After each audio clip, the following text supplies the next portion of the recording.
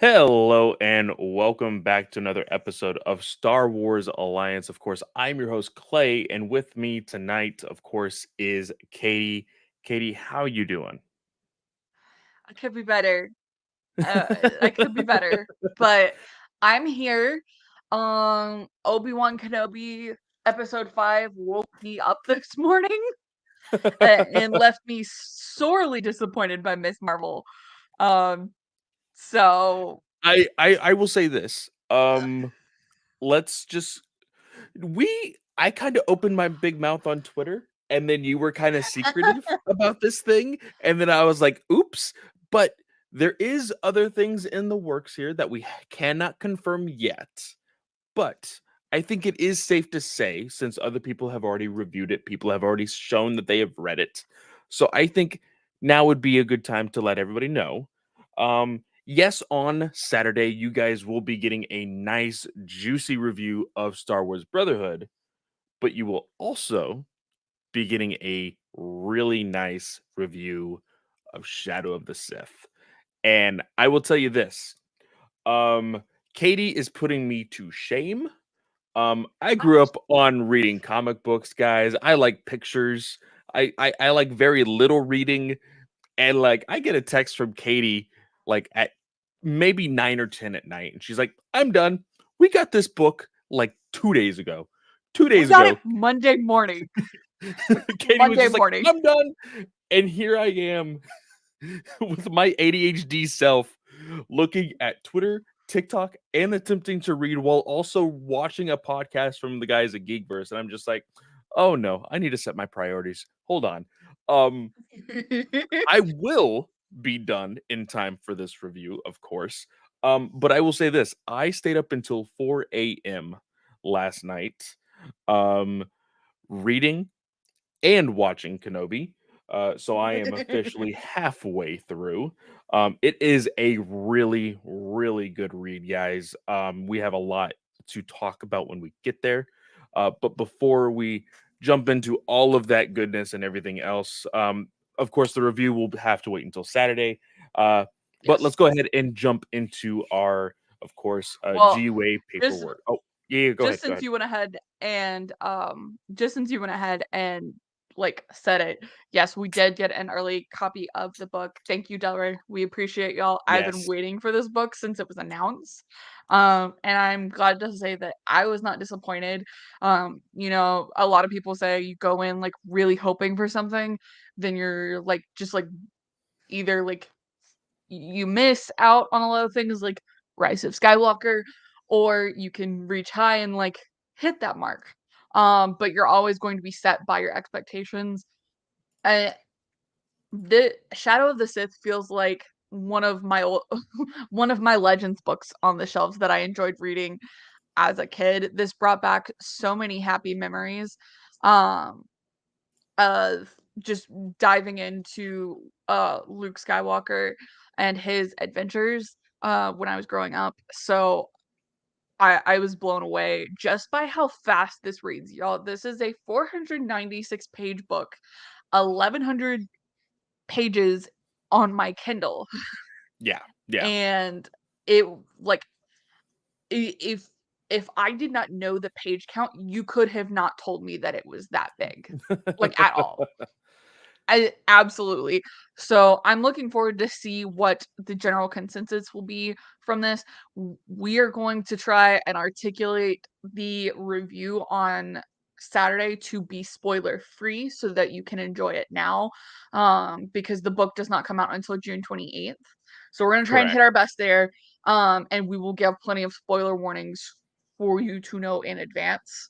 Um, and we'll try and mark timestamps in the review so that y'all can be aware of that. But we will try to do our best to stay spoiler free. We're very excited to get to talk about it because oh my gosh, it was I will just say this. I will say this. I'm not going to say what it is, but literally first chapter jaw drop. Like when I found out that was what this book was going to be about, I Mhm. was like, "Oh, we're going there. Someplace that I didn't think Star Wars would ever attempt to go. We're going there." So really, really fun so far. Like I said, I am halfway through. Because you didn't read any of the excerpts, did you? No, I have not read anything. Yeah. So went straight into this book, completely blind. And because I mean, you've seen me before on this podcast. Whenever there is a new book, an excerpt, a chapter release, I'm like, no, I want to have either my first Mhm. experience reading it in person or listening it in the audiobook. And reading it, man, I have not read a book without an audiobook in quite some time.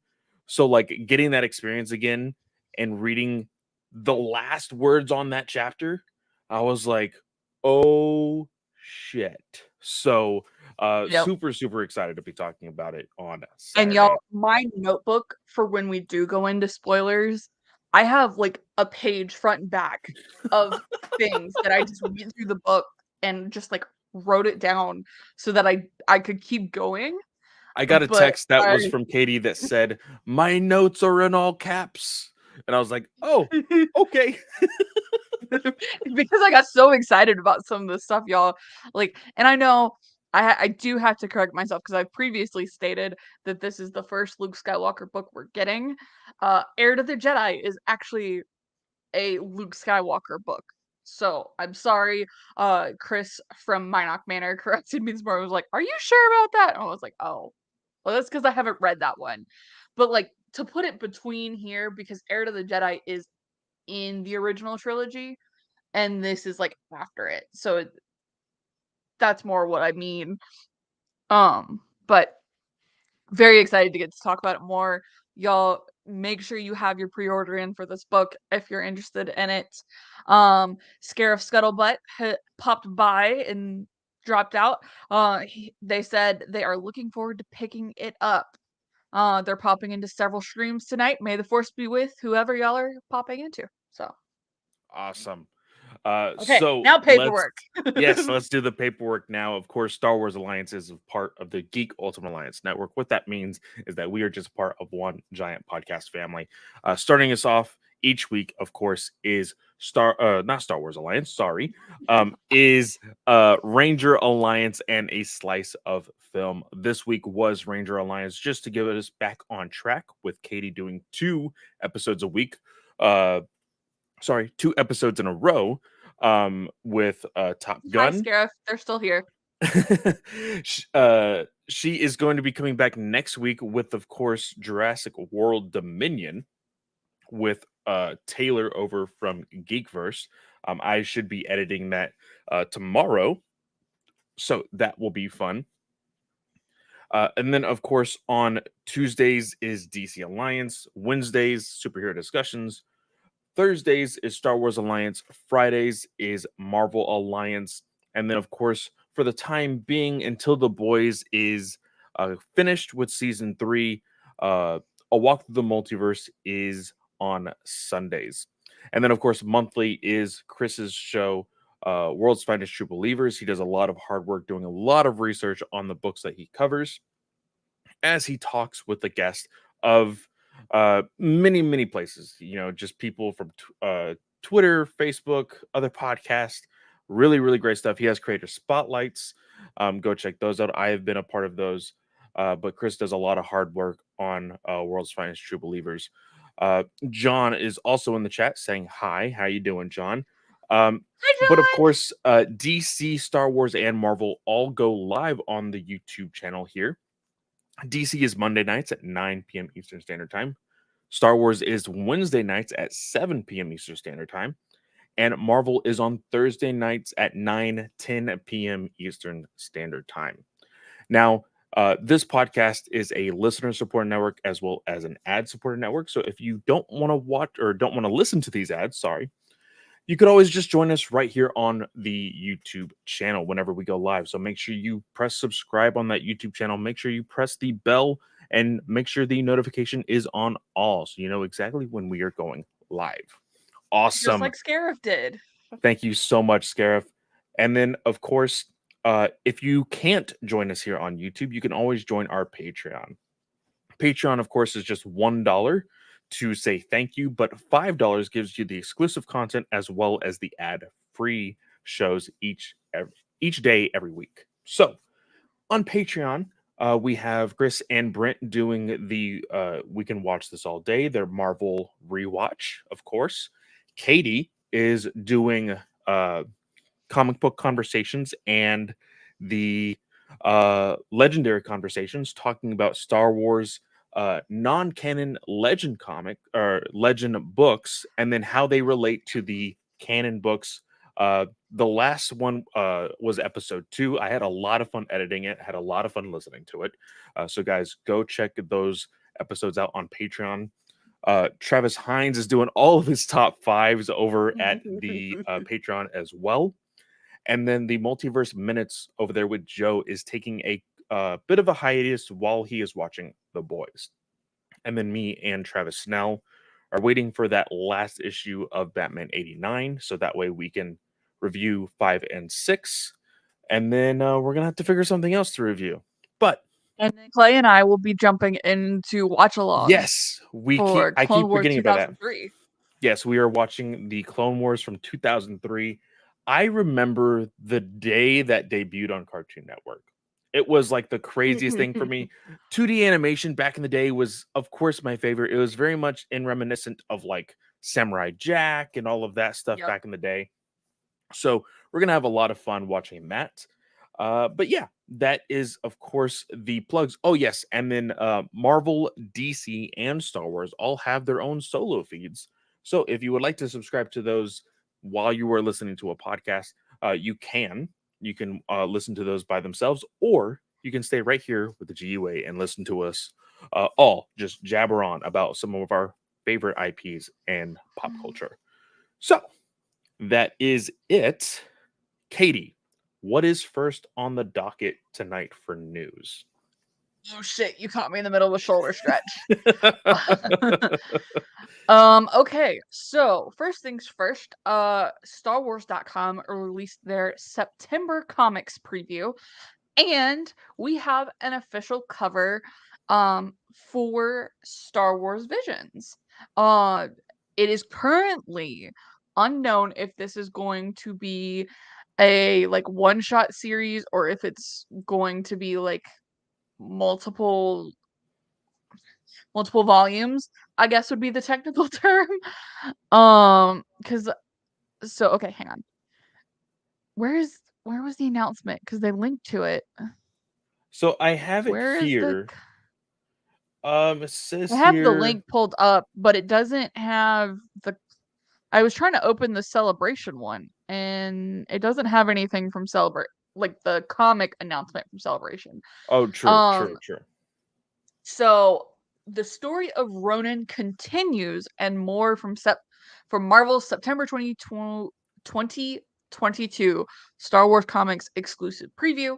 The Wandering Warrior comes to comics. And it is written by Takashi Okazaki, who is one of the talents behind The Duel, will be writing and drawing a new story featuring the Ronin. It there is a cover, concept sketches, and first details of Star Wars Visions in our exclusive preview of Solicits. Um as well as the sorry y'all. um as well as they preview the final issue for Obi-Wan and some other issues for the Star Wars series Han Solo and Chewbacca, which doesn't look like it's going to be a mini series. It looks like it's going to be continuing on, which I find interesting. But there's also Bounty Hunters, Darth Vader, Dr. Aphra, and the Mandalorian. So this is the cover for Visions. Visions It looks looks incredible. absolutely amazing. I'm actually really loving all of the Mandalorian covers that are on here as well. Um, Yeah. one featuring Grogu. But yeah, I'm actually looking forward. I need to actually go back and see if I can find issues 1 through 5 of Han and Chewie. Because that is a I have series that those I sorted for you. yes, yes, you have. I'm gonna probably go back and read those. And I am currently catching up on Darth Vader. A lot of Star Wars content coming out, of course, in Marvel right now absolutely loving it. But yeah, looking forward to, excuse me, really looking forward to Visions to see if they will continue basically the story of the novel here, Yeah. or if they will do only what they covered via the actual show and stop at the end of the duel and then move on to another featurette from Visions, you know? That's what I'm wondering as well, because Ronan was so good, I really want to see elements incorporated in there. Of course, one of the, sketches, is I can't remember her name, but it's, the Sith Witch, as well as the droid, with the hat, and then, it doesn't look like Ronan himself or their self, excuse me, has been sketched out. So it'll be interesting to see. This is a Star Wars Visions 1, is the title of this. But I mean, you could just be doing a series of one shots across the Visions series just to kind of showcase more stories in that area. Or this could be a purely the dual based visions, and then they may go into other later on. Yeah, very, very true. Next up on the docket, um, I've been kind of, I don't know how I feel about this because a lot of people have been talking about this. Of course, Taika Waititi's Star Wars film. Um, he the quote is the Star Wars universe has to expand. I don't think that I'm any use in Star Wars universe making a film where everyone's like, "Oh great, well that's the blueprint to the Millennium Falcon and that's Chewbacca's grandmother." Basically saying that you kind of have to stretch the Skywalker saga so thin to stay within it. It's something that we've always talked about, Yep. but I myself, although I am giving him a second chance in in Thor Love and Thunder, because I did not like Ragnarok whatsoever. And yes, I know that this is just Ragnarok with a different title. It's going to be the same kind of humor and everything else. I want to give him the chance because I really want to see Jane Foster's Thor. I'm really excited about that character and really excited about that story. Taika in Star Wars, I like the finale of season 1 of The Mandalorian enough to say, okay, he knows how to play ball with Star Wars, which is exactly what Kathleen Kennedy and Lucasfilm want from everybody creating Star Wars content. And like we said before, this is something that we want. We want to step outside of the Skywalker saga. How outside of the Skywalker saga do you think Taika is going to take in this new film? There's a lot that you can cover. I mean, there's like the Great Sith War, there's the Mandalorian War, there's a bunch of other stuff that you can just kind of dive into because everyone knows as much as people are like, well, we can see the day-to-day live stuff. They want to see conflict and they want to see something that builds a greater story into Star Wars. And yes, I think Taika's a little exaggerated. He's exaggerating a little bit when he talks about, "Oh, this is the blueprints," or "This is Chewbacca's grandmother." Yeah, That's all not gonna make sense because not many people are gonna know Chewbacca's last name to really connect the dots because Chewbacca doesn't exist, so how would you make that happen? So, I he's a little exaggerating, but I think he still has the creative genius to make it work, um, especially after seeing, the pirate show on HBO Max. oh, Um, yes, yes, yes. it's getting a season 2. Like, he's got a great way to look at things, and I think it'll be interesting to see. I want his Star Wars. I don't want his Star Wars edited. So, I wanna see what makes it work, and this may not Our be for flag means you. death. Yes, our flag means death. Thank you. So this may not Taika's Star Wars may not work for you the same way it does for me. It may not work the same for Nathan. Like Nathan hated the finale of um The Mandalorian season 1. Yeah. So it may not work for everyone, but Snyder's stuff doesn't work for everyone for DC. So I think you're gonna have to live with it, but I think that there needs to be creative sparks in Star Wars, like Deborah Chow with Obi-Wan Kenobi. I think it's Yes. she needs more stuff after this Star Wars. Like, lock her down, lock Bryce Dallas Howard down, for crying out loud. So I think they do have Bryce locked down. It's just putting her in the right spot. Um, I yeah. really hope that after Mandalorian season 3, we will see something from her for sure. Um, moving on. Of course, Snell had to make that snide comment about this next topic.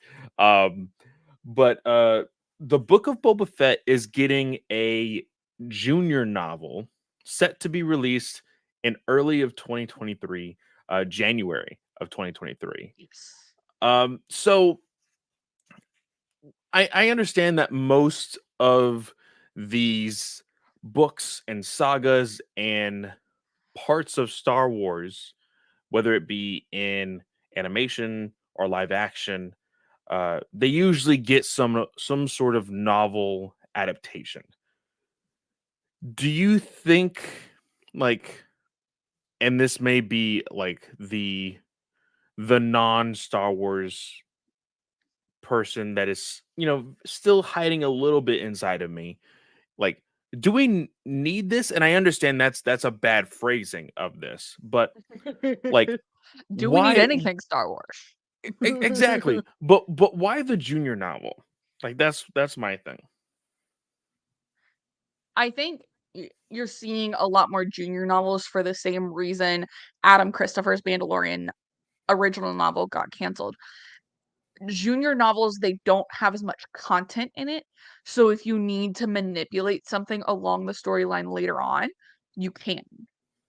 They tend to leave out a little more details. They do go like in depth a little bit.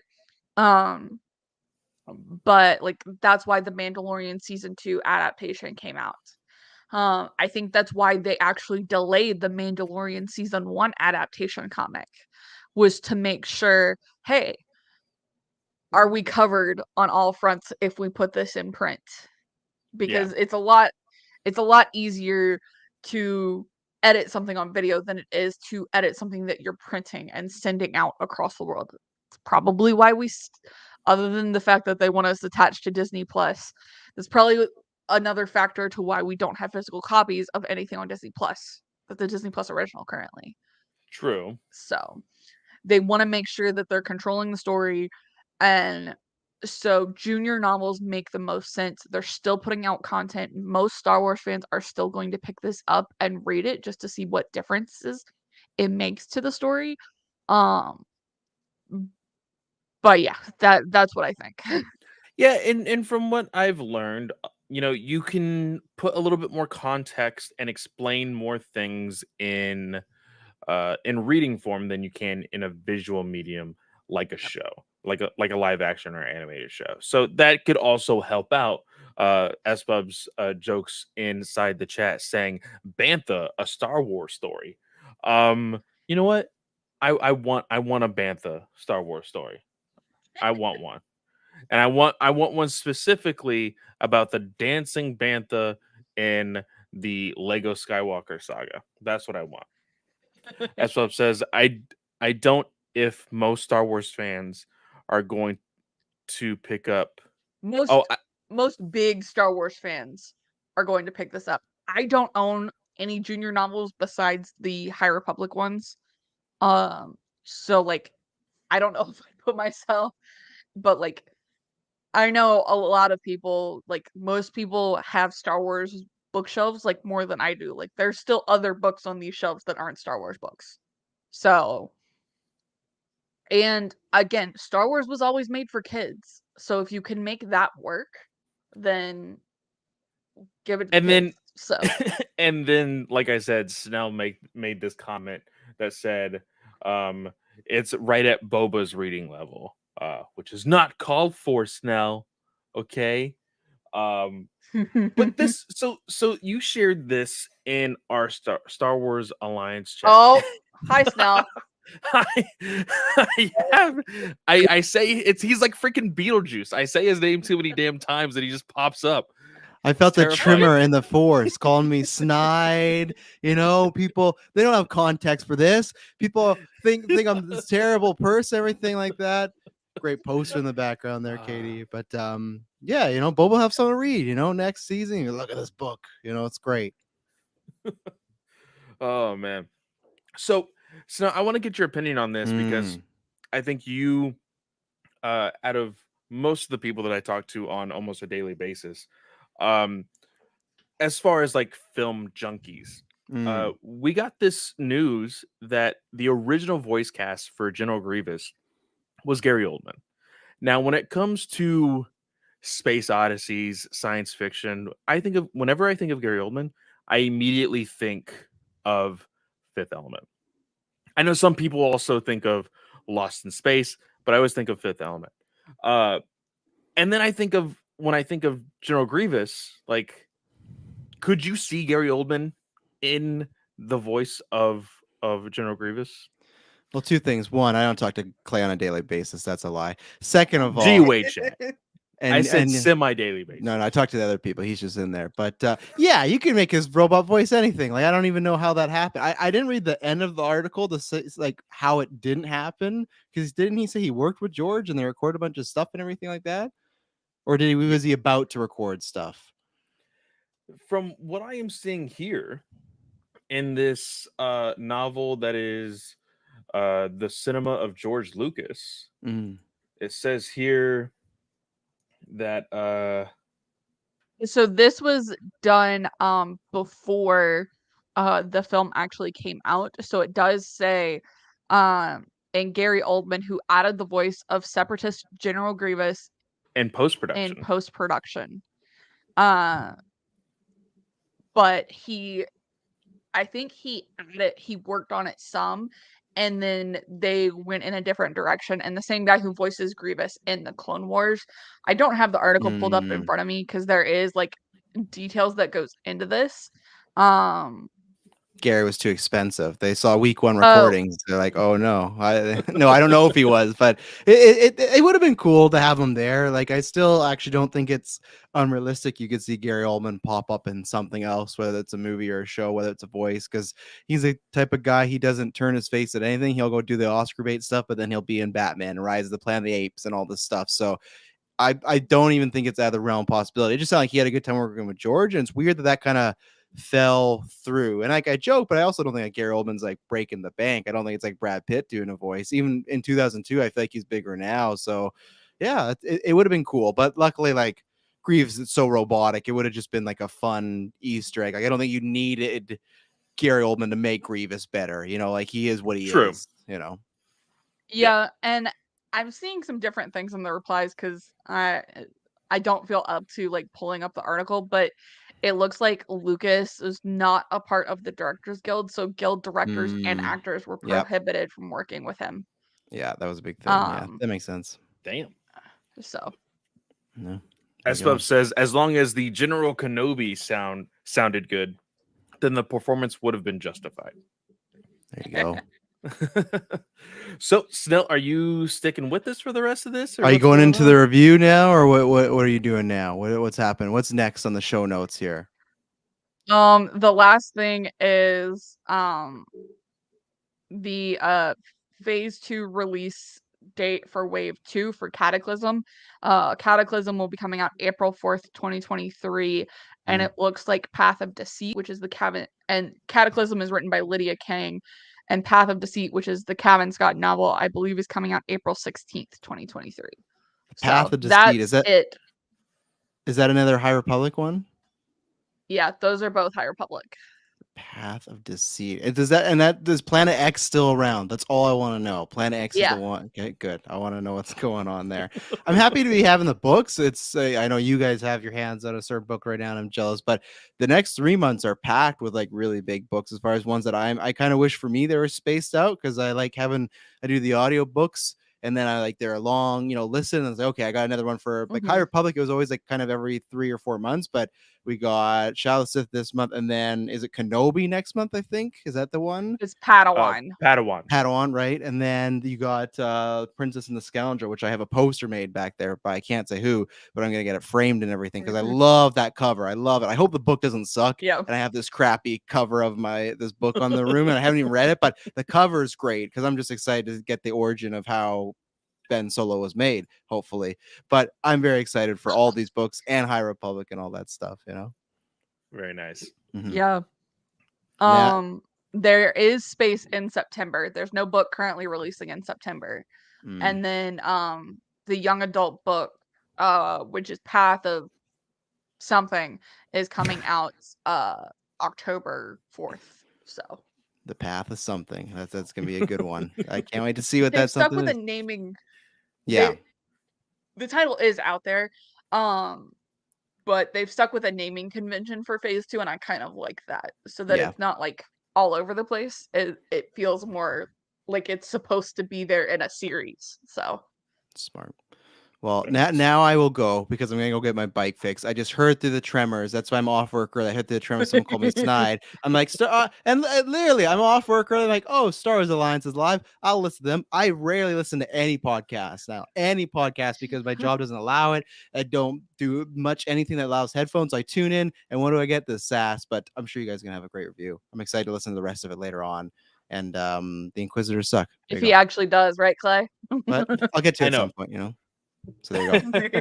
Have a good day. See ya. Bye, Snell. What was that face?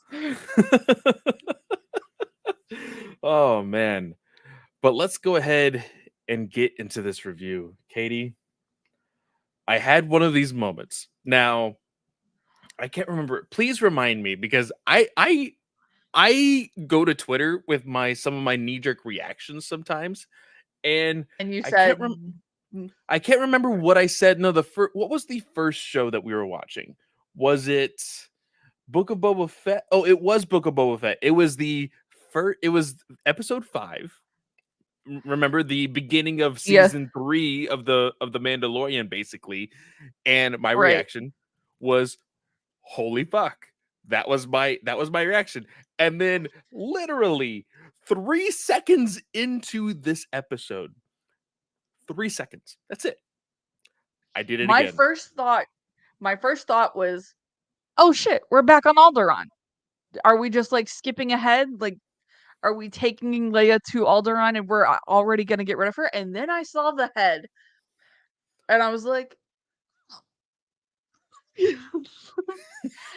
because everybody has been talking about Clone Wars flashbacks.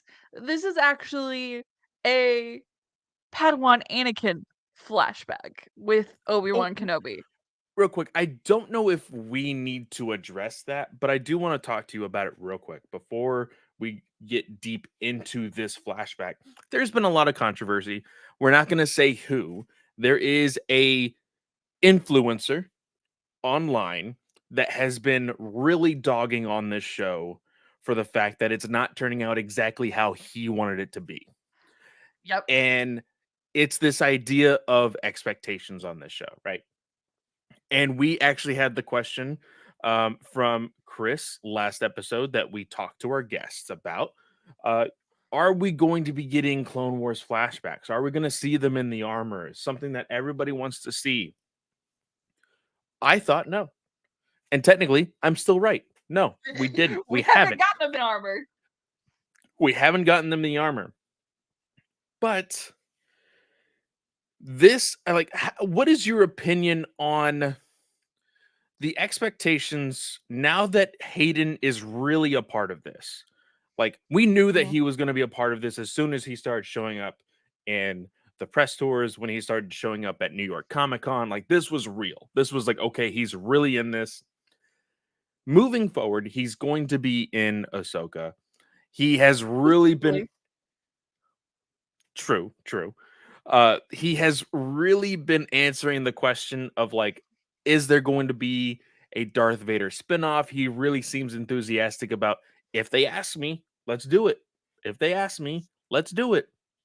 So, with the expectation of Hayden being in it to win it in Star Wars from now on, like, how do you feel about people's expectations, and how do you kind of uh hinder your expectations whenever it comes to things like this? Um, people with expectations need to slow it down a little bit and just realize that you're not writing the series, so you're never gonna get 100% exactly what you want out of it.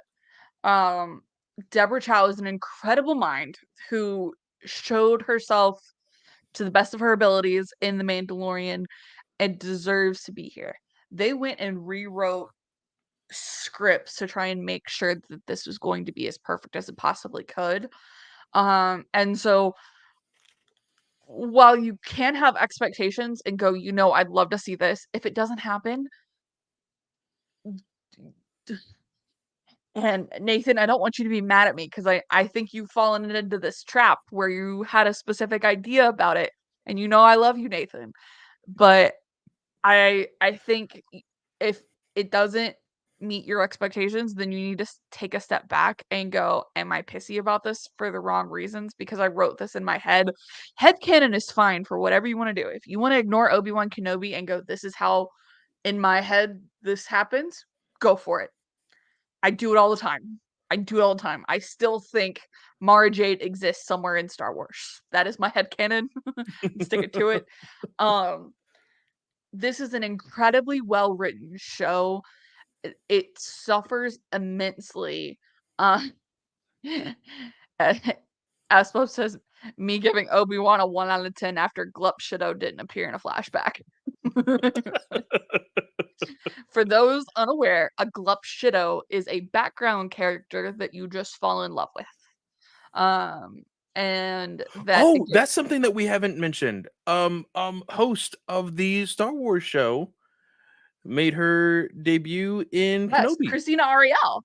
Yes. The High Republic. I think we actually did talk about that last week, but it may have gotten a little bit lost. Yeah. With Rick and Aaron. Not that it was a bad show, but There was a lot hijinks going on. ensue. Yes. Yeah, so Christina Ariel made her appearance last week as a member of the Jabim crew, and there's actually several Star Wars fans who got to make appearances. I believe Corey Van Dyke and his significant other were on the show. Steel Wars was on the show. And then there was one other, I can't remember who it was. But it caused a lot of controversy today because Corey is actually the one who did a lot of leaking about cameos in Mandalorian season 2. So that was Star Wars Twitter today. We can't just I need to make my celebrate way nice things. onto. I want to make my way onto your Star Wars Twitter. Enjoy your happy place. Because this was such an incredible episode, and it's a highlight of the show just how well written this was to get everything kind of put together. And then I see all this shit and I'm like, we can't just have one day where we just go, Star Wars is great and not have anything else. Like I know there's a lot of that's a big first world problem. But just Star Wars fans need to be grateful sometimes of how well we have it. I will say this, with just this opening scene alone, all the controversy should just stop. It should halt. Because I know, I'm curious to see what Nathan has to say about having this flashback. Because I was one of those individuals that, like, once all of the press tour stuff was kind of over and done with for Obi-Wan and like the show like was just about to start, I watched like a majority of Hayden's interviews, and like just seeing Ewan and Hayden talking, going back and forth on like their time on the set and everything. There's a point in this opening where you see Anakin turn on his lightsaber and then Obi-Wan turns on his lightsaber and they exchange this smile, and I genuinely think that wasn't just in the script. I think that the energy that these They're two having the share time of their lives. probably just started to smile on their own, and it makes it gives me a heart full of joy seeing this moment. Um, Spub says, "Gotta go, but I'll be listening later." yes, see you later, John S Pubs. says, "We still He have one says we are episode. still. Yeah, go ahead. Go ahead. Sorry. We still have one episode. I have faith we will see them in the armor." And we could,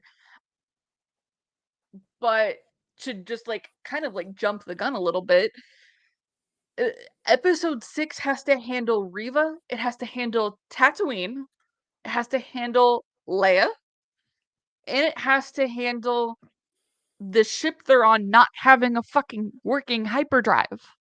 That's 4 things that they have to manage. So How long is this episode gonna be? I will say this.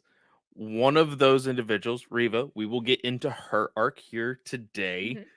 but I have a theory, and I think it leaves it right open. But we will get there at the end of this episode. Uh, we have this opening, and we find out for for the remainder of this episode that this lesson, because of course Anakin is still a Padawan at this time. Yes, and he has Obi-Wan is both hands, which is how we know it's before Attack of the Clones. yes, he is clearly being taught a lesson from Obi-Wan, and that lesson is going to be mirrored in this episode. Then we go immediately to Darth Vader and Riva, where Riva becomes officially the Grand Inquisitor. And I will say this: I need to ask you this because I am just a nerd for props and like the aesthetics of a show and the way cinematography is. I don't know what it is. I don't know who the cinematographer is on this show, but something about Darth Vader just like makes me all googly eyed.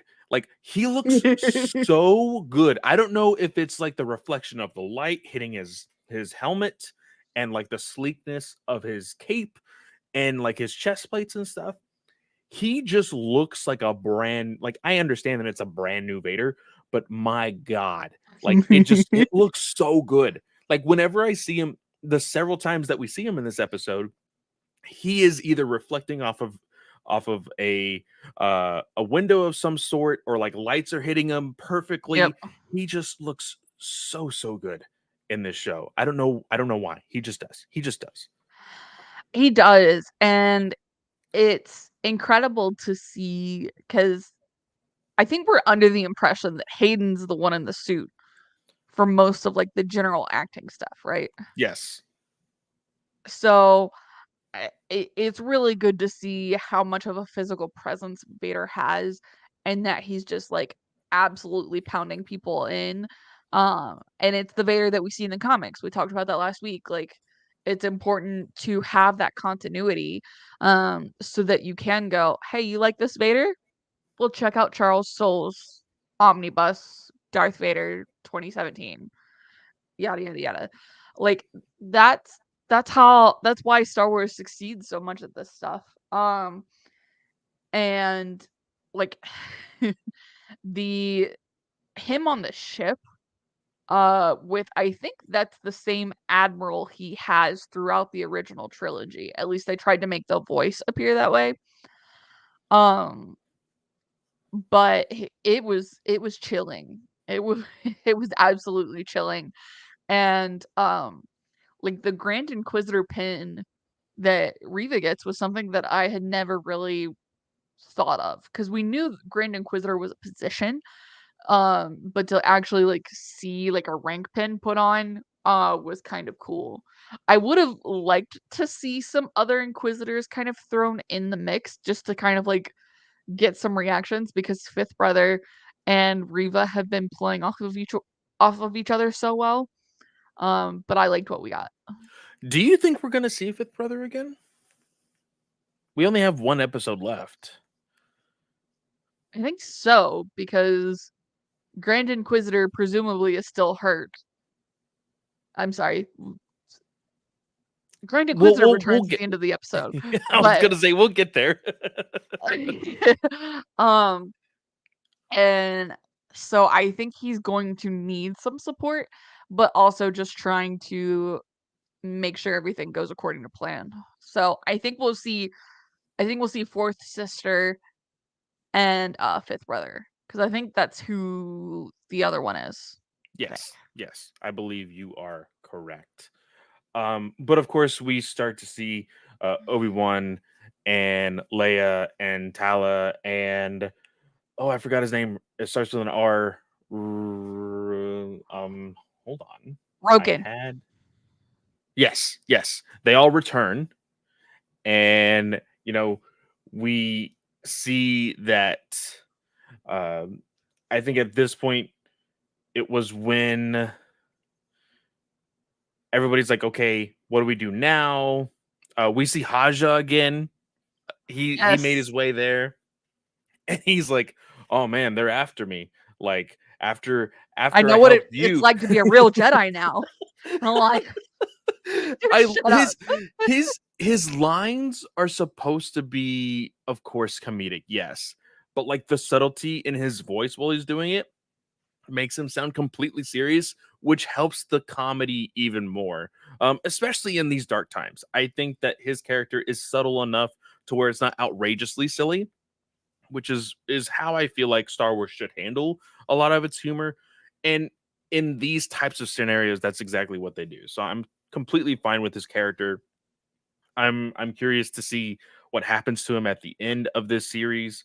Uh, but we're starting to see all of these survivors getting ready to get off the planet. They are prepared to possibly have Vader and his entire crew coming and trying to find them, which we actually do get because Riva does have a tracker on what we saw last week on Lola.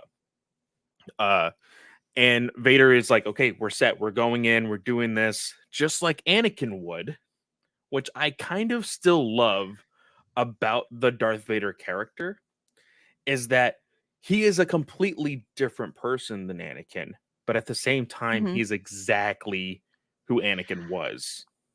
And that was important in the mirroring that we get between the flashback battle and this episode. A lot of people have kind of done a comparison and gone, okay, well, we're getting Roman numerals as the episode numbers for these for the parts, so it's mirroring the movies. And I will tell you all this: we watched this twice where we were doing nothing else, and we tried to find a reference to Empire Strikes Back. And maybe it's because it's lower tier on my list.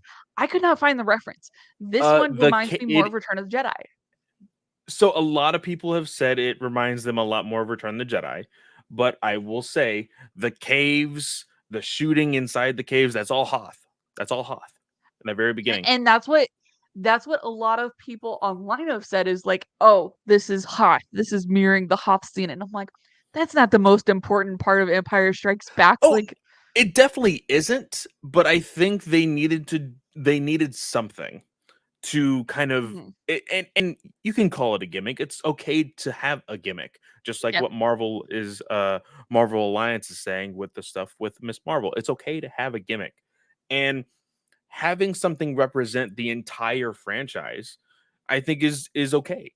Um and I said something to the Geekverse guys last night. I said that the whole attack was supposed to be Hoth. Um, the thermal detonator was definitely a reference to Return of the Jedi. Um, I mean, how often? I mean, I guess we've seen thermal detonators a lot more since Return of the Jedi. Uh, but I don't know. It was just it very well at the. I feel like at the end, the bad guys win. The bad guys win here. They take a win, should I say, which is what Empire Strikes Back is. Um, so I would say that one thing that I do want to kind of sidebar at here is when Obi-Wan is kind of just walking around this giant cavern, he sees the writing on the wall. There's a phrase there. I can't remember what exactly it was, but right next to that uh, canvas of, excuse me, the drawings on the wall, there is a casing. of lightsabers and Yep. Jedi ropes. Yep. Again, another moment where my jaw dropped. I need Lucasfilm to have a Tales of the Jedi episode with no speaking in it, like they said, just literally a visual poem of Jedi helping people along the path and then surrendering their Jedi garbs and their lightsabers. Like, I think that would be so emotional. Like, I'm and same thing as what Travis said last night on Geekverse, or technically early this morning. I'm waiting for the hardcore Star Wars encyclopedia nerds to go frame by frame telling me whose lightsabers each of these were, so I know exactly who was going down the path. I think that would be really fun. Yeah, I think so as well. I'm not seeing anywhere that has the wall translated as of yet, nor the lightsabers. And lightsabers, because they're held in hands, it's unless you see it hanging on somebody's hip, then it's kind of really hard to identify whose lightsaber is whose. But I imagine like one of them potentially is like Quinlan Voss's. And that might be the one that Obi-Wan picked up because he would know these lightsabers because he's seen them. So yeah. Um, I I've been using Jordan Mason's reviews for a lot of like the Easter eggs that I pick up. And he doesn't have anything really listed for them. Um, Corin does make an appearance. He pulls a couple of names. Um, but most of what's on that wall is various phrases or tenets of the Jedi. And the couple of names you have is Jen Altus, Roganda Marin, and a new one was Corin Shelve. So those were some of the names. Tiberius is also a name that's on there, but it doesn't have a last name attached to it. So a lot of people are thinking that maybe that's just a fun Star Trek reference to James Tiberius Kirk. So Yeah, yeah, very very cool. Uh, so from there we get Vader and the Inquisitors arriving with their troops, and we get a very like Obi-Wan speech. Hey, if we all do this together, we can win, we can survive, all of this stuff. And he really gets everybody moving. This is, like I said, this is very much Obi-Wan. This is how he was in Clone Wars. He was very much mhm. the person to get everybody's spirits up, which I absolutely loved here. Um, but he also has a moment where he has to he gets a message on his communicator, and Yeah. he gets it, and it's Bail Organa, and he says, "Hey, I understand there's not supposed to be any communication between us two." And at first, I didn't really it didn't really hit me that it was a full on message and not an actual live feed. And then Obi-Wan wasn't saying anything, and I was This like, "Oh no, this bugged the ever loving crap out of me. Ever loving crap why?" out of me. Because Bale knows, hey, you're not supposed to have any communication, but he wasn't supposed to have any communication with Obi-Wan on Tatooine, and yet he still had a live communication versus a message. Why the hell would you send a message that can be saved? I don't get it. You should send a little beep and go, "Hey, are you okay?" Or like a, "Hey, yada yada yada." Like, why would you save something? Why would you let something that important be savable? Because he references if he knows about his children, then like, okay, who's the he? And that's for the people involved, that's not a very short like path to walk to figure that out. No. No, it's not. And we will get back to this message at the very end because again, I have a theory and it's already been out there from other people. I was putting the pieces together as it was happening at 2 a.m. this morning when I was watching it because I was wired on Red Bull. Um, but we also get immediately after that a conversation between Obi-Wan and Tala. I think this is another very important conversation with how Obi-Wan will proceed through, of course, A New Hope, and bringing back his spirits to not just be the individual that he was at the very beginning of this series. Because Tala says, like, we cannot save everybody. I've had to do some very horrible things and just let things happen, but I remember every single person that I save. And we see that Yeah. she has like little notches inside of her gun holster to represent every single person that she saves. Um, of course, this is very important for Obi-Wan moving forward with Luke Skywalker, A New Hope, and all of that. Mhm. This is when we see the Grand Inquisitor, and the troopers, start to shoot the blast doors and everything else. And this is when we finally get confirmation of something that we've all been assuming. And we finally get a reason for why Riva is acting the way that she is. Uh, Obi-Wan is again the negotiator in Clone Wars. He's the negotiator almost everywhere prior to the series. So again, he goes back to his roots. He's going to negotiate. He's going to talk to the Grand Inquisitor, see if he can slow her down or talk her down. And he straight up is like, "You knew it was Anakin. There's no way that you knew Vader was Anakin unless," and then boom, we start to get that And flashback. I'm just like, in your face doubters, because they were like, "How would she know? That makes no sense why she would I know was he one was of them. Anakin." And I was like, I was one of them. and I will I was totally like, eat crow for this. but you didn't like attack everything. You were just like, True, I'm waiting to true. see how she knows how this goes.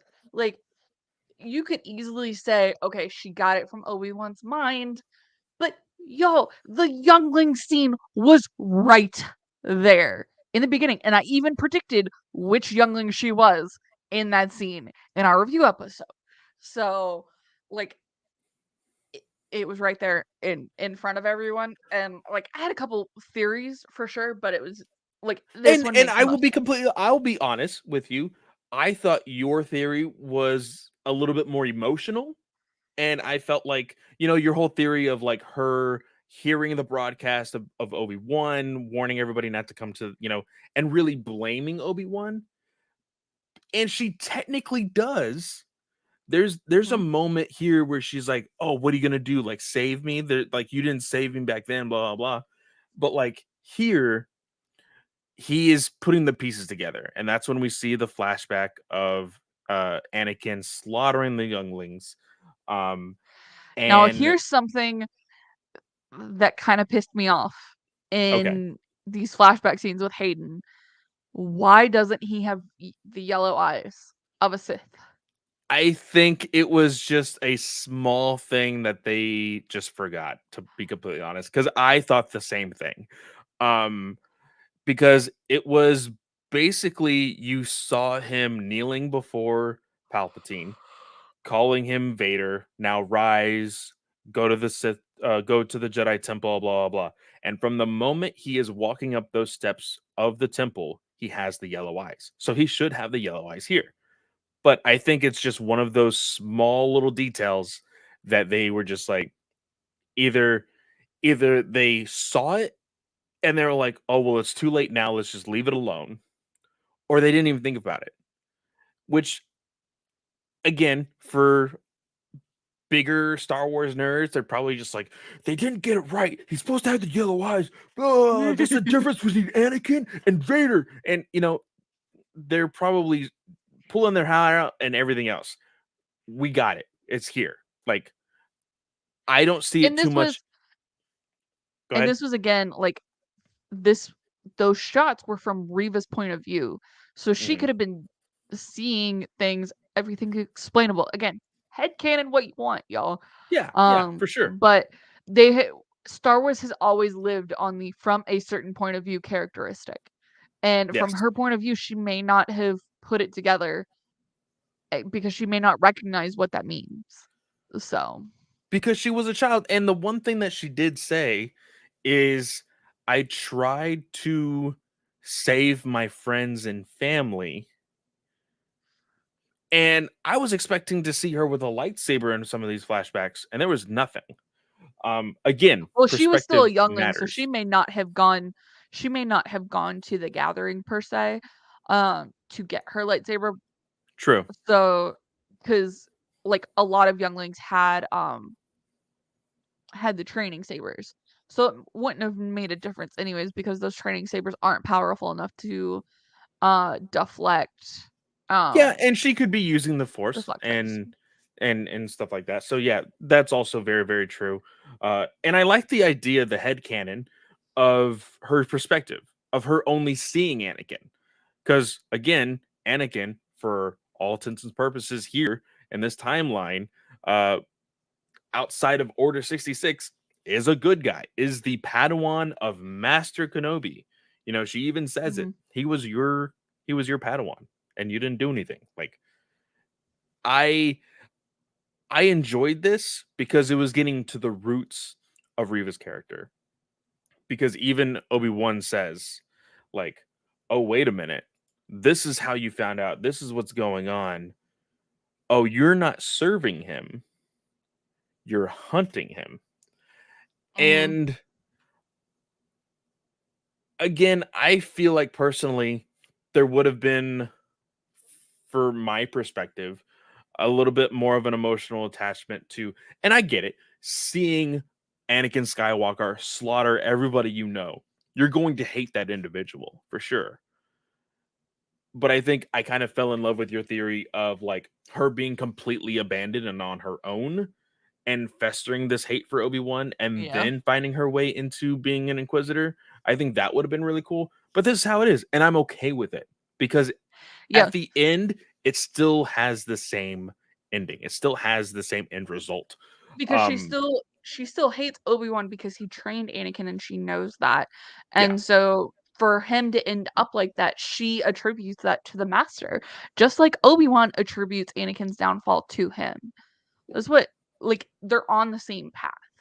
And so to see that kind of converge there, like and this part was where it felt Obi-Wan talking to Riva, Luke talking to Vader. Um, yeah, like going up to see the Emperor and the no, I'm bringing him to you. Did you notice?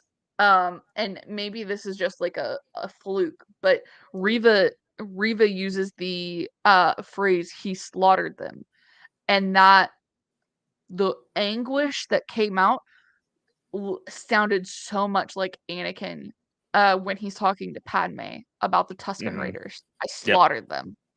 yeah, yeah. I got that too. Um, and I've heard a lot of people talking about the the kind of back and forth Riva was having in this episode. Um, and I say back and forth in the showing of emotion. She was very angry Mhm. at one point, then she was very soft, and then she was very angry again, and then she was calm. And I think that shows exactly where she is in the middle of all this. Because, Mhm. yes, she is currently the Grand Inquisitor, but her end goal is to, like, is for revenge. Like, it is a bad thing. We know she has gone down the wrong side to kind of fulfill this revenge story, but it's ultimately for the Jedi. And yes, that is for self gain and everything else. But like it totally makes sense for me. She is angry for all of this other stuff, but if she had just taken the right turn, she would have still been a Jedi. She would have still been on the side of, the Jedi, I think. It just Right, happened and in happenstance. we don't know how she ended up with the Inquisitors still because she says I played dead and felt their bodies grow cold. So we don't exactly know how she ends up there. She could still be on a street somewhere before she gets picked up, festering her hatred for Anakin and Obi-Wan. So there's a lot to cover in this final episode. Well, from here, we get that she basically blows Obi-Wan off and moves her Mm. troops forward. There's the tunnel battle where Tala is shot. Not Anakin. Obi-Wan is doing all that he can to try to reach her. We get a very emotional scene between Tala and her droid, and that's when she pulls out the thermal detonator. This broke my heart. I know they've only been like I know they've only been characters for 3 episodes, but I was already so attached to them. It just I Well, was like it's I there's a scene prior to this. It's very, very quick, but you know what kind of relationship she has with this droid immediately after she gets off the ship at the beginning of this episode, because she goes to the droid and he is like Yep. comforting her. Um, and I like relationships like this in Star Wars because it it kind of goes back to how Leia was treating the droids on Alderaan. They are Mm. just beings of this galaxy, that are in it just like everybody else. And we saw this droid's emotion, quote unquote, even in 2 episodes prior to this, when he was Yep. holding that bar behind his back and he was like gripping it, and like he showed that he wanted to do something but didn't, because hey, if I do something that's probably going to compromise everybody. Like, these droids, although quiet, show a lot of emotion, and I really, really love that. Yep. And she says to Obi-Wan, "Go, may the force be with you." And she lets go of the thermal detonator, blows that entire cavern She out. she never lets go of it, and Matt was like, "Why didn't she throw it and, try and save herself a little bit?" Because the droid's, standing in front of her, protecting her, and, I think it's because she knows, hey, they may have the ability to, just throw something over that thermal detonator and it not have as much damage. So her still sitting there holding it means she can do a lot more damage versus throwing it in or letting it get and letting that thermal detonator get out of her hands. Yeah, because the last thing you want is for her to throw it, and for some reason, one stormtrooper to have the best aim of his freaking life, although they are stormtroopers, and bouncing that thing back into the cavern. Like, that would suck. But this is also when Obi-Wan finally has the realization, like, this is still Anakin. This is exactly how Anakin would infiltrate, Yep. somebody that we are after. So let me teach him a lesson real quick. He gives all of his weapons up and he is captured. He has that conversation with Riva in front of so many stormtroopers. I know they're whispering, and I know that, these stormtroopers are bad at aiming. They're probably bad at hearing, so they probably didn't hear most of this conversation. But this is when we get that conversation that you were teasing, the whole, I'm not bringing him to me, I'm bringing him to you. I really love this. Again, Obi-Wan, the tactician, the negotiator, he can he can go back to his roots when he wants, and I absolutely love that. Well, and I feel like he almost gives up at a point, and then Broken's like, he's not gonna stop. He wants all of us. You giving yourself up is not going to save us. Yeah. Not going to work. And I think Obi-Wan really needed that to go, okay, I have to survive this somehow. So, um, and then he goes out there and yeah, he was quote unquote whispering. Um, heck, the subtitles even said it. They're whispering. So it was a little silly, but again, it felt and I'm reading the Star Wars 2015 run right now, where Luke gets Obi-Wan's journal, and I'm wondering if he dives into this and he goes, "Okay, this is what I should do." And like this is what Obi-Wan, who was supposed to be my master, would have done. So I'll do this too. And because one of my biggest issues in Return of the Jedi is it feels like Luke is way out of his league to make that decision to go give himself up to the stormtroopers, to Vader. And so this kind of answers like a big question for me in that regard, and it makes me appreciate Return of the Jedi more. Yeah, yeah, I can see that. We get Vader landing, and he is like, "Oh, I'm gonna bring him myself." Again, the arrogant Anakin. I Mhm. love this because again, more people are reaching back to some of the legend stuff, especially in video games with Star Killer. We see this moment where um, one thing that we kind of glossed over is the fact that Leia was having to go inside of an air duct or like a vent Yeah, to but go through the that wires and stuff. wasn't like a It we knew wasn't Lola big. was bad. Yeah, we did, but it was important to their escape. And so she was able to open the doors again, and they're able to fly off. This is where not Obi-Wan, Vader grabs the ship on his own through the Force and brings it down. This was badass. I will say this, like, visually, like, the CGI was not great, but it was such a high moment in the episode. I didn't really, like, knock on it too hard because I knew exactly what they were trying to do. This is, like, a very important scene showing Darth Vader's power. You could only do so much on a budget of a TV show. I'm totally Yeah. fine with it. But I will say this one looks very similar to part 3, in which you feel like you're just turning in circles kind of in the caves because they're shooting on the volume. Yeah, And so that is a downside, and it's very noticeable in this, and it kind of takes away from my love for this episode. yeah.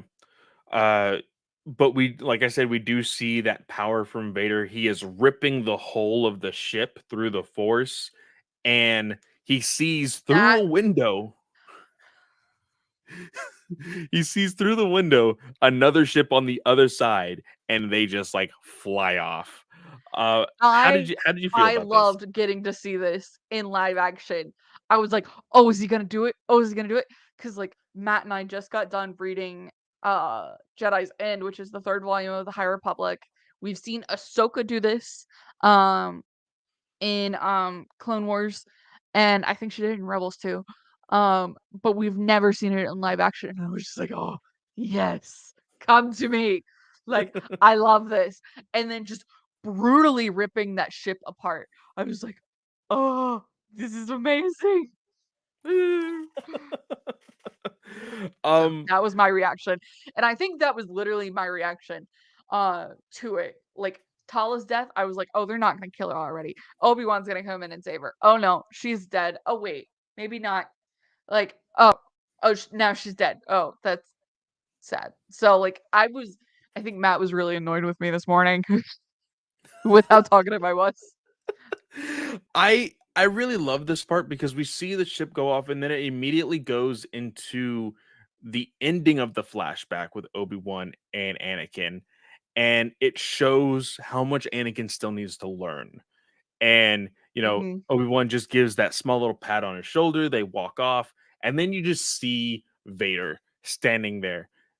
He technically lost, and he is probably remembering these moments with Obi-Wan. He's just like, Yeah. he got me again. He got me again. Like, even in this time Right. where I thought, well, go ahead. But did they actually get him? Because the ship doesn't have a working hyperdrive. True. And I need to see a star map of some kind because we have seen the promotional image that they have shown for what feels like 2 years now of where this epic final battle will be.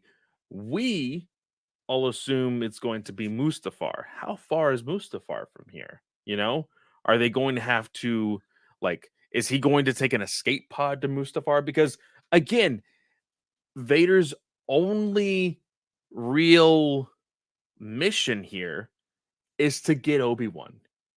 It really doesn't feel like he cares about anybody else. You know? I think so as well. I think he's a little distracted for things to work out. So you have to it's finicky. Um, but obviously Obi-Wan can't lead them back to Tatooine because they're gonna be like, why is he on Tatooine? And things are going to be explanatory, like things are going to be applicable to them trying to find things. Um, so like you have to handle Tatooine because of the thing we haven't talked about yet. But it surrounds Bale's message. You have to handle what is Riva gonna do. You have to handle, okay, this epic final fight between Obi-Wan and Darth Vader. Yeah. That was something that I didn't account for. Um, so it's just there feels like a lot this needs to do. And again, I question it because one thing that Disney Plus, Star Wars, and Marvel have in common is these finales have always been rushed. Yes, that's exactly what I was about to say. Uh I think it's just the unfortunate planning of the 6 episode arcs on these shows. Um I think it definitely does need to at the most be pushed to maybe 10, or maybe just pushed down two, or pushed up 2 more to 8. I think would be efficient as well. Um but let's go ahead and get to this last moment, because this is where Wait, my theory starts to come in. Is okay, hang on. I've got something. And this is not the official one, but this is pretty close. Okay. The official one does not release until timelines. So, Okay. okay, so here's the map. Um, What um, planet is this? Jameen, right? Jabeam. I don't know if it's going to be Jabin. on here. There's what's a pal? Um, what are we looking for? Tatooine to Mustafar? Yeah.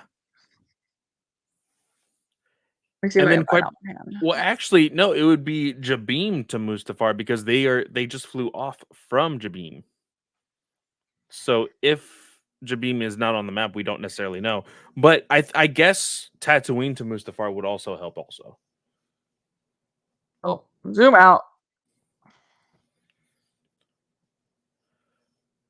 I would assume that it would be, I mean, I say relatively close, but this is a franchise where people are literally going light speed into different quadrants of space, So who knows?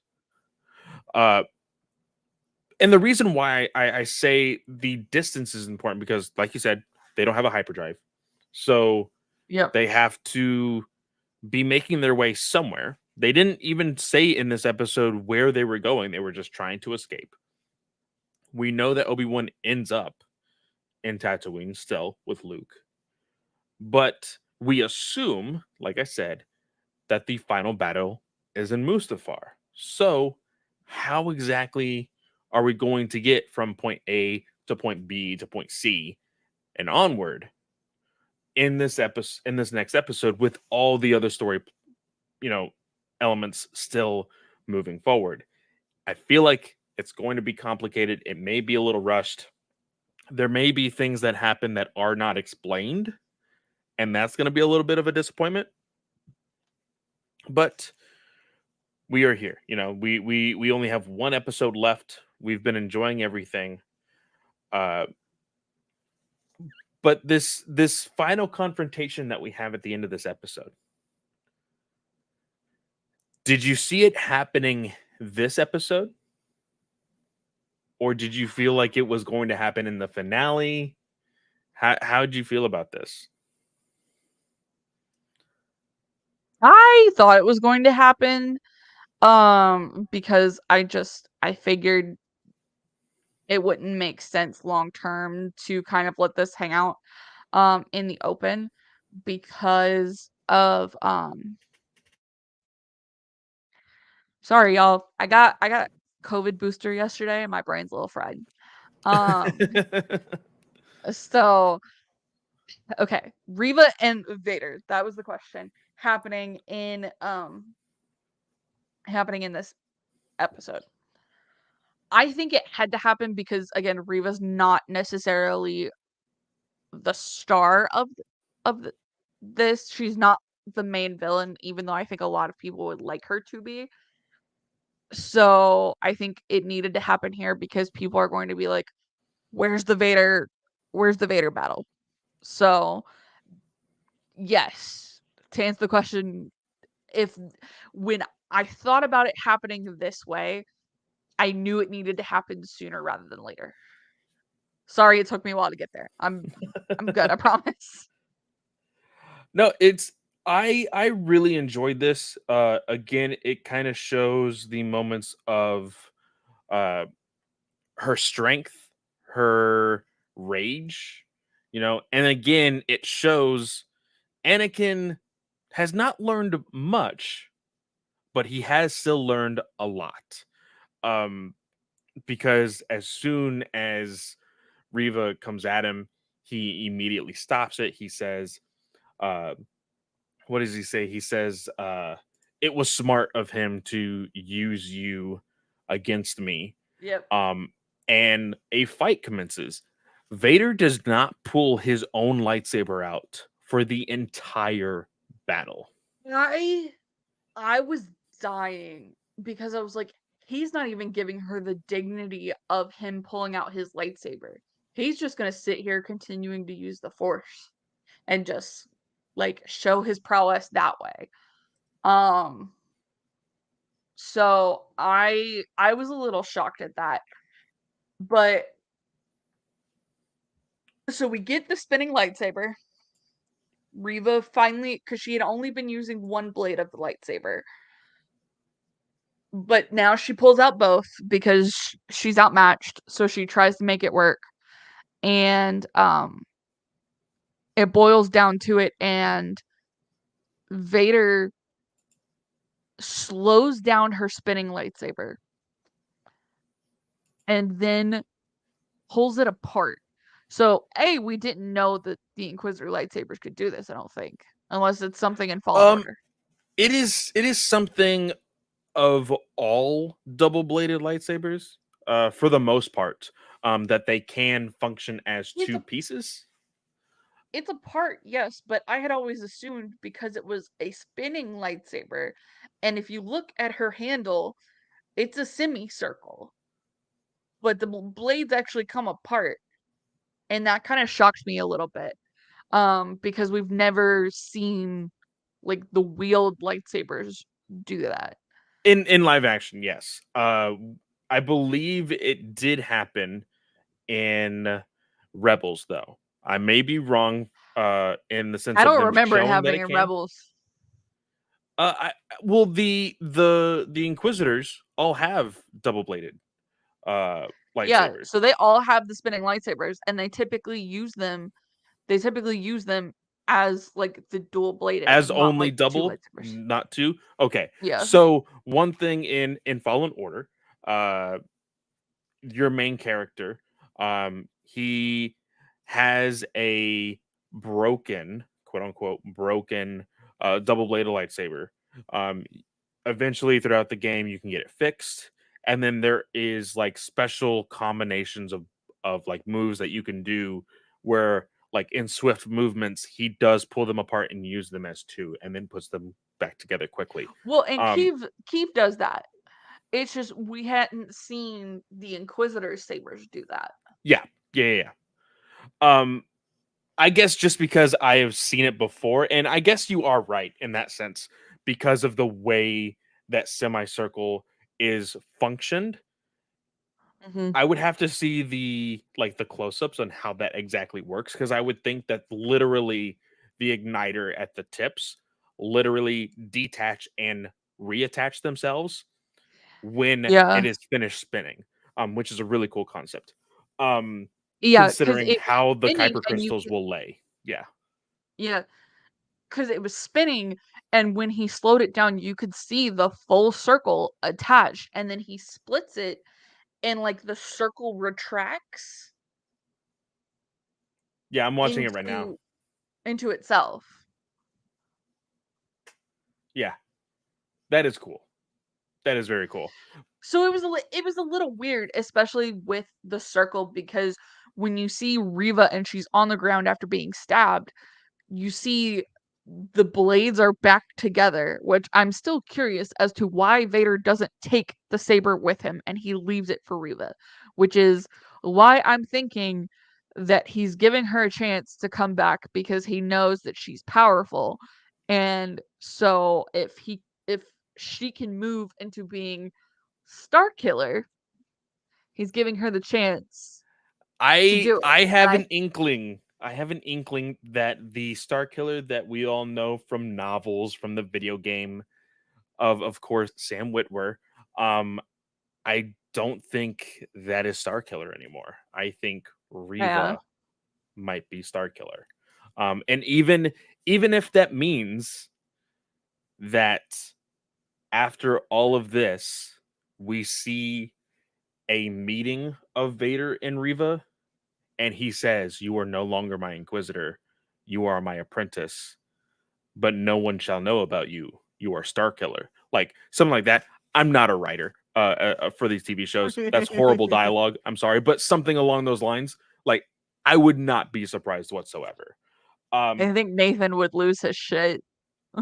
I I would love it because I love the Star Killer games. I love Force Unleashed. It was probably well, no, it was probably one of the biggest Star Wars games that really got me into staying with the Star Wars franchise. Like I was a casual fan, but then when I saw Force Unleashed, I was like, "Holy crap. Like Star Wars is a lot bigger than I thought it was." Mhm. So, we see and we already spoiled this in the very beginning of this episode, but we see the Grand Inquisitor come back, and I just slow clapped. I was just like, "Okay, they did it. He is here. He survived." You know, uh, I think it was you that shared. I can't remember who had said it on Twitter, but they basically said that they would never break canon. Yeah. And this is it. Now, did he survive or is this a clone? That is still yet to be seen. I Yeah. think he did survive. I think it is just one of those moments because from what we see in her vision of or a flashback of Riva, it did look like Anakin did stab her as a youngling because immediately after when she falls as Riva, he says, "Did you not think I noticed, youngling?" And that's when she's like gasping for air. That's when the Inquisitor comes, takes the pendant, and all of that. But I am this a little is annoyed with the whole let's stab people after that's how Qui-Gon dies in The Phantom Menace, and yet now that's not how that works. I'm a little annoyed. It's not enough Qui-Gon to, just like, got really drive the me short end of insane. the stick. Yeah, he just drew the short straw and was like, "Here, who gets to die from this?" Like, Vader could have intentionally stabbed her to miss internal organs, or she gets a robot stomach like Finnick. Like, who cares? I think she's alive, and I think she's gonna turn on Obi-Wan, and she's gonna turn over this information, and they're gonna have to figure out how can we get Vader off of Tatooine without him recognizing Well, that how about Luke is his this? kid. Because Riva grabs her lightsaber. It's almost as though like I can't die without my lightsaber in my hand. Yep. Does go back to the I've been referencing this line ever since the beginning of this series when Obi-Wan tells Anakin this lightsaber is your life. I think that is Mhm. very important to any and all Yep. Jedi and former. Um, so I thought that was really cool. But that's when she sees the communicator. That's when she sees the message, or hears the message. Katie, I think this is a tease for season 2. I think they are not going to touch much on Riva next episode. And I think it's because they're going to tease a season 2 where possibly Starkiller knows about Skywalker, but will not tell Vader in hopes to become a Sith Lord. Because I think her character is evolving. I think her character is going to want the power that she is craving eventually. Um, but I think that she will go after Luke. Anakin will find her, sorry, Obi-Wan will find her again. Because the thing is, this can just be a simple message. Owen, the child, blah, blah. But let's go all the way back to the first few episodes. She met Owen. He confirmed that he had a child. Yep. She knows all of this. And now she just feels stupid. She is going to go after Luke. She's gonna go after him. And you could be right in there's a season 2, and I think a lot of people have been kind of looking at it that way ever since Ewan McGregor goes, I hope you enjoy 7, 8, 9, and 10 too. So I I'm not sure I'm a huge fan of the choice. Again, it'll have to be to see how it plays out. I'm not At this point, Star Wars has made me a don't knock it till you try it. So Yeah, for sure. But that's also when we get Obi-Wan feeling something in the Force, and he says yeah, something is Obi-Wan wrong. Obi-Wan feels that Riva is looking at the communicator. He doesn't understand it, but he gets a bad feeling because he knows something is wrong. Yeah.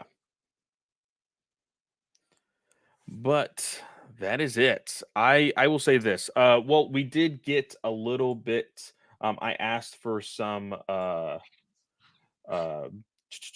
what is it? Some feedback or some thoughts on this episode.